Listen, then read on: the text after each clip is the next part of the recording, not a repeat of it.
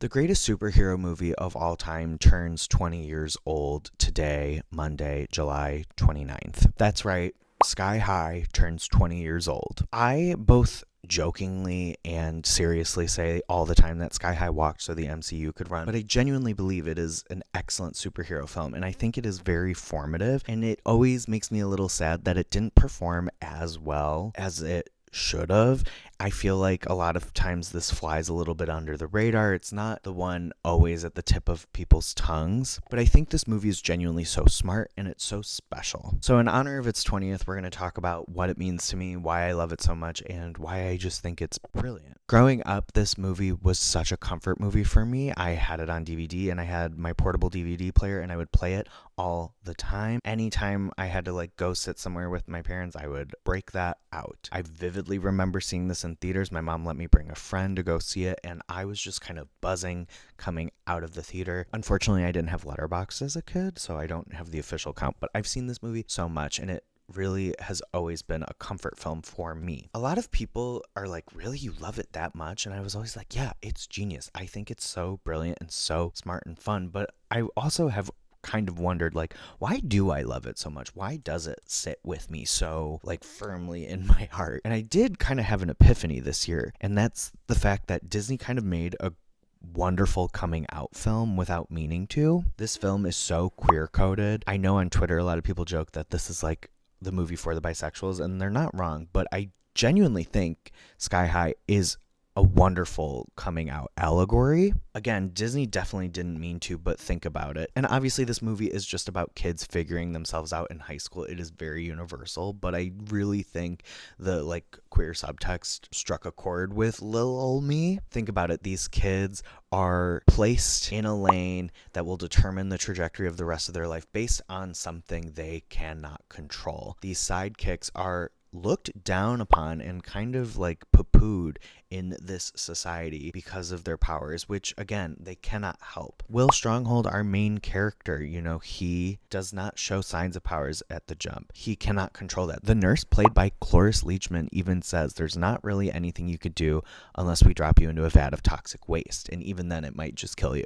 Will does eventually get his powers, and as soon as he gets cool powers, he is shifted to the hero track, and his social currency shifts dramatically to the point where he is taken away from his real group of friends and kind of abandons them. And he realizes fitting in and being traditionally cool, traditionally acceptable isn't all it's cracked up to be. I think it's not a mistake that his powers are super strength and flight. I feel like those are two very common superpowers we see in comic book media. Those are two very commonly thrown out there powers. I think if you ask someone what superpower they would have, they either say fly or super strength. It's very traditional. In fact, Will's whole family unit is very all-American family. They all wear red, white, and blue for crying out loud, which I'll get into more. So Will fits into this traditional mold, and it's not at all what it's cracked up to be. It isn't until he embraces and empowers his other friends and they kind of see the power in themselves and accept that they really shine and save the day. Their powers are very unconventional and not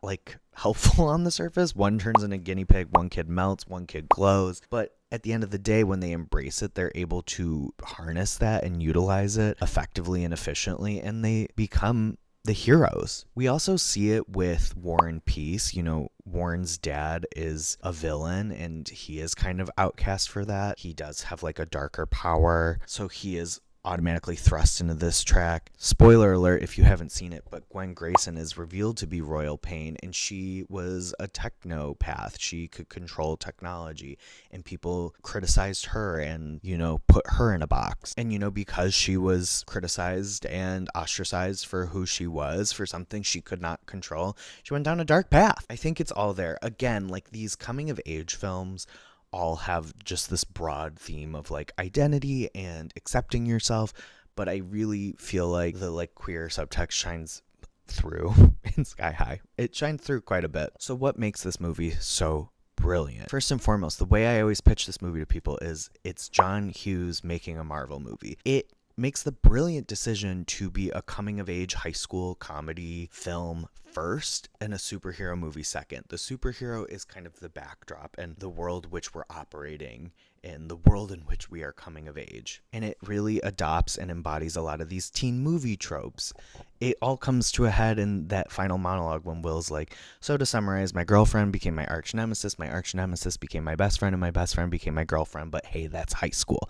That's very high school movie. It even ends with an epic needle drop of I'll stop the world and melt with you. It also like leans into and embraces the tropes of like the comic book movies. The score is like this really like sweeping anthemic thing that sounds like, you know, the TV superheroes. They all have the catchphrases. They all like do the pose. Like it is very like self-aware, but it does so in a loving way. And those two kind of come together quite beautifully. I also just love getting into the idea of like superheroes' private lives. Like they have families. What do those families look like? What is it like to raise a child? What does their upbringing look like? I think it's a really great like premise and world building exercise. I think the idea of plopping them just in your basic all-American high school, but just having everything superhero centric is genius. It's so high school. Everything is the same. It's just like the content and the inhabitants that are a little off. This movie is also just like brilliant visually. The framing device is us looking into a comic book. We are thrust right in, and as we exit on that iconic monologue, we come out of a comic book. And every shot is framed like a comic book panel. They're all shot on that tilt that the comic books like to do. You know the ones. I'll put some examples. Every frame, like when people are talking, is framed like that. Everything is on a slight tilt, and that is so intentional and so brilliant and so detailed. Also, every character has a distinct color palette. They all have a color palette. They never deviate from it. There's like different versions of it and they play with it, but it's all the same color palette. Layla is always in greens and some yellows. Will is always in red, white, and blue. His family is also always in red, white, and blue. Magenta's always in purple. Gwen Grayson always has pink, and War and Peace is black with some red. In comic books, you know, the heroes have their distinct costume with their color palette, and I love how they made that like the teen version.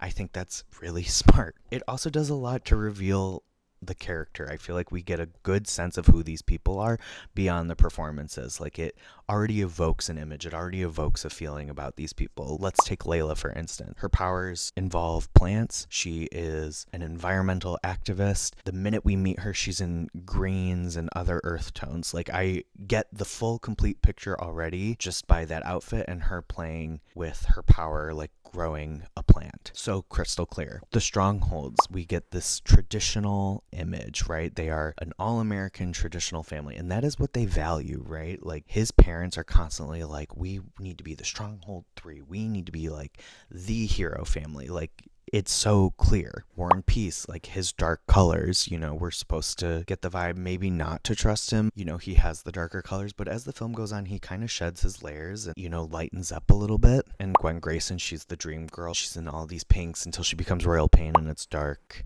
black and gold. You know, you get it. I don't need to explain this to you. This cast was kind of like the who's who of teen talent, right? We have Michael Angarano, who carries this movie so well. He's only 17 in this movie. He handles it like so well. Danielle Panabaker, we have an early Mary Elizabeth Winstead.